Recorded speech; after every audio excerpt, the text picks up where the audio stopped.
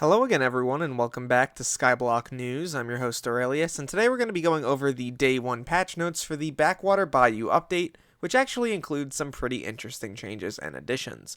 Before we begin, I just want to say, please make sure to like and subscribe down below as it really does help out the channel a lot, and use code RAIL on the Hypixel store for 5% off your order if you want to further support the channel. Without any further ado though, let's get started. So launching right into it, we have quite a few changes and additions related to the Backwater Bayou update. So starting off, we have the increased drop rate of each tier of the treasure die by 10x. This is because the treasure die was going to be the hardest one in the game to earn by a mile. I think this puts it much more in line with the other dies in the game. They've also increased the alligator rarity from rare to legendary. They've also increased the alligator weight from 25 to 50. They've increased Titanoboa fishing XP from 4.5k to 10k, and they've increased some drop rates as well. The octopus tendril went from 0.1% to 0.2%, same thing for the severed pincer. They've adjusted hotspot bait's recipe to craft 32 hotspot bait, which is pretty nice, and they've removed the Backwater Bayou requirement from water hotspot sea creatures. So this means basically that you'll be able to get the water hotspot sea creatures in the hub theoretically, which is pretty interesting. They've added the can of worms and the blue ring to the bazaar, which is pretty nice. They've also added Moby Duck Collector's Edition to the bazaar as well. They've also added Flake the Fish as a rare drop when fishing on Jerry's Island, which is also pretty interesting.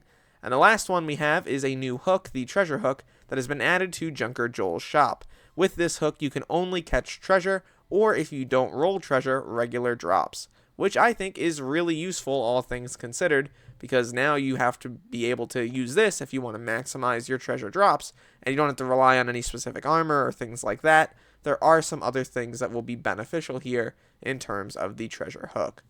Personally, I believe the treasure hook is a great idea, and it also is really good because it shows off the benefit of this modular design that they're going with for the fishing update.